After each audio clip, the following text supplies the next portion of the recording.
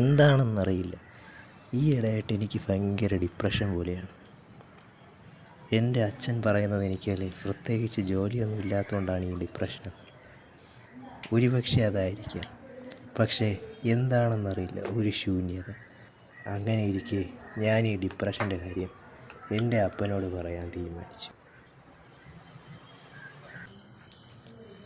ഡാ എന്തടാ ചൊറിയും കുത്തിയിരിക്കണ, പണിയൊന്നും ഇല്ലടാ? ഡിപ്രഷൻ അച്ഛാ. നിൻ്റെയൊക്കെ പ്രായത്തിൽ നമ്മൾ വല്ല പണിയും എടുത്ത് കഴിക്കുമായിരുന്നു. അവൻ്റെ ഒരു ഡിപ്രഷൻ, എണീച്ച് പോടാ. അങ്ങനെ എൻ്റെ ഡിപ്രഷൻ കൊണ്ട് ഞാൻ തന്നെ മടുത്തു. ഇതിനെന്തെങ്കിലും ഒരു പരിഹാരം കാണണമെന്ന് തന്നെ ഞാൻ തീരുമാനിച്ചു. ഇനി എന്തായാലും ഈ ഡിപ്രഷൻ മാറ്റാൻ ഒറ്റ ഒരു വഴിയേ ഉള്ളൂ, ഒരു സൈക്കോളജിസ്റ്റിനെ കാണും. ഞാനങ്ങനെ സൈക്കോളജിസ്റ്റിനെ കാണാൻ വേണ്ടിയുള്ള തീരുമാനത്തിലായി.